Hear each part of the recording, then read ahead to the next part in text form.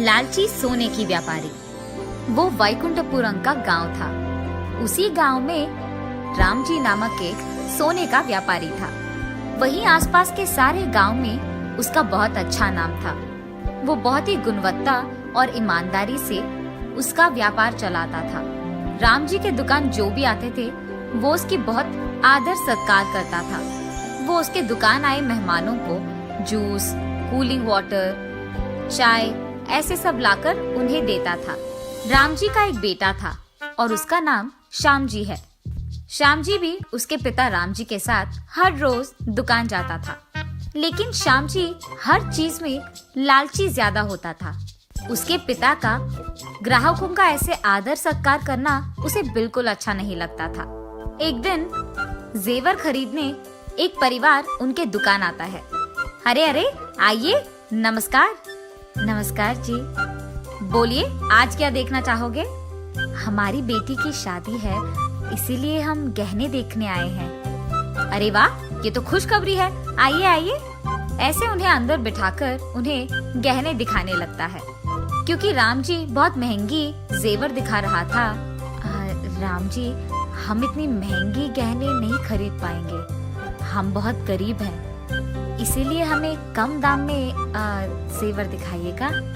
अरे हाँ, क्यों नहीं, जरूर। उनकी बातें सुनकर रामजी अपने बारे में बिना सोचे उनके लिए गहने कम दाम में देता है।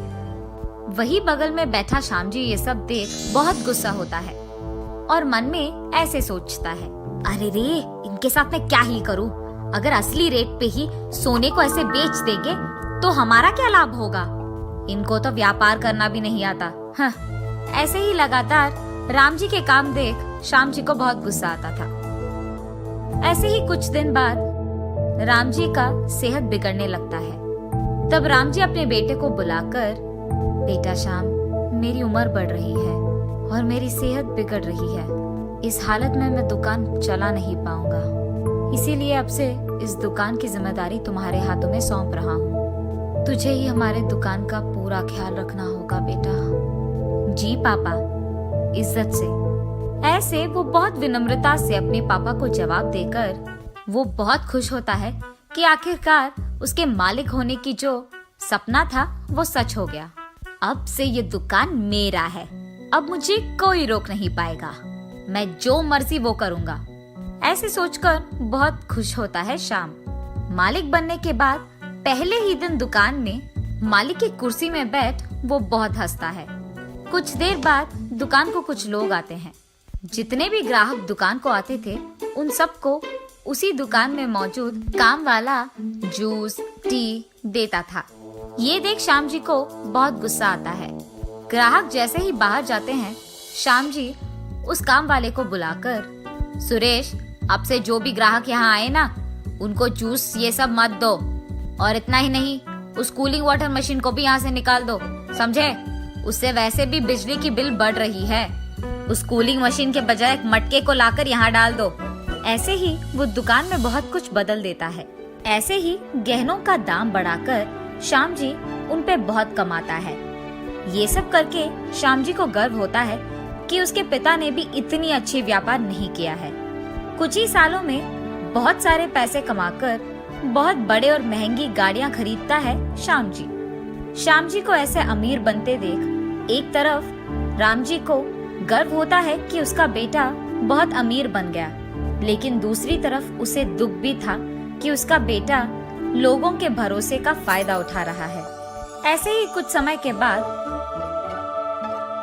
एक अमीर आदमी एक बड़ी और महंगी गाड़ी में उनके दुकान आता है। उस आदमी को आते देख श्याम जी, अरे, लग रहा है कि ये बहुत अमीर आदमी है, इस पे तो मैं बहुत बड़ा लाभ बना सकता हूँ, ऐसे सोचता है। वो आदमी कार से उतरकर अंदर आता है।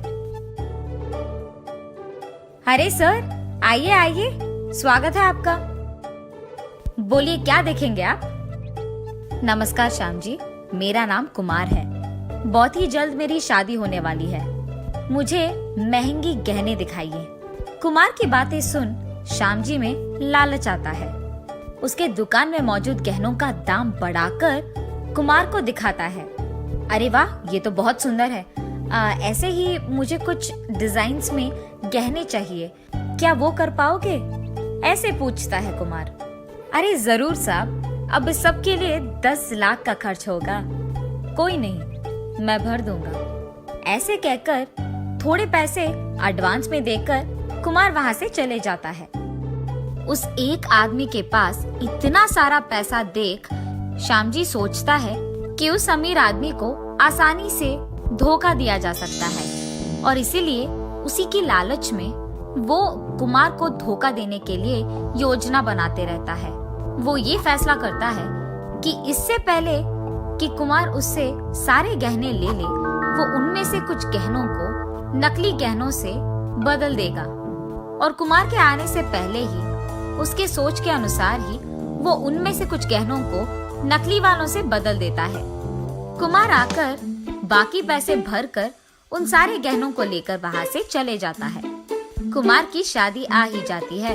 उस दिन उसके लाए हुए गहने सारे लोग पहनते हैं और क्योंकि कुमार के पिताजी का एक दोस्त सोने का व्यापारी था, कुमार के कई बहनों में से एक बहन के गहनों को देख उस आदमी को समझ आता है कि वो नकली हैं।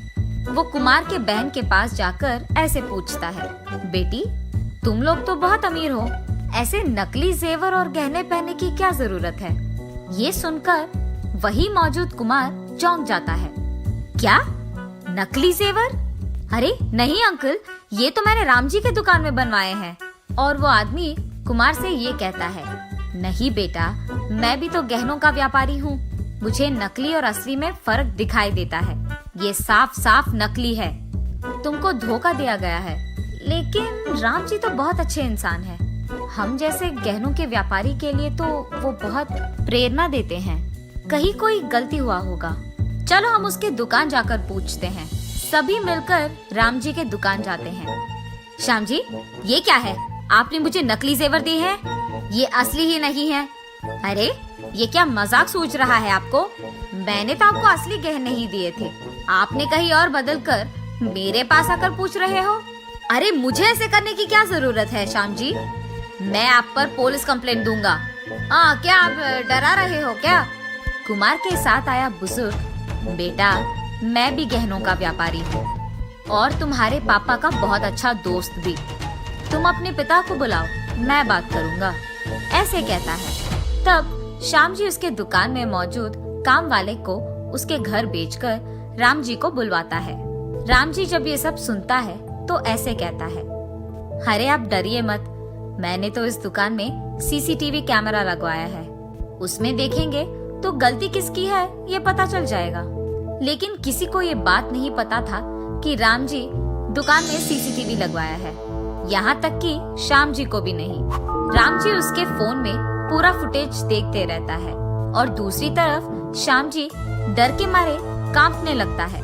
उस फुटेज में श्याम जी का असली जेवर को नकली में बदल देना दिख जाता है। ये देख राम जी गुस्से में श्याम जी को बहुत डांटता है। उसके कारण राम जी को सर झुकाना पड़ा। ये कहता है उसके बेटे की गलती के लिए राम जी माफी मांगता है और क्योंकि श्याम जी को उसकी गलती का एहसास होना चाहिए, वो खुद पुलिस को वहाँ बुलाता है। कानून के सामने सभी एक हैं, ऐसे कहता है राम जी।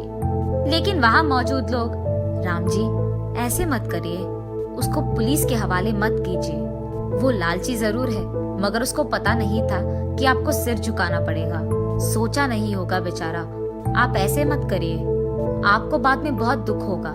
राम जी उनकी बातें मानकर उनके असली जेवर को उनको पहुंचाकर उनको वहां से भिजा देता है। तब से वो श्याम जी को दुकान में आने नहीं देता है और दुकान की जिम्मेदारी एक अच्छे, नेक और ईमानदार इंसान के हाथों में देता है और श्याम जी के पास मौजूद सब कुछ खींच लेता है राम जी और उसको घर से भी बाहर निकाल देता है राम जी। देखा ना आपने, लालची बनकर अगर गलती किया तो उसके परिणाम भी भुगतोगे।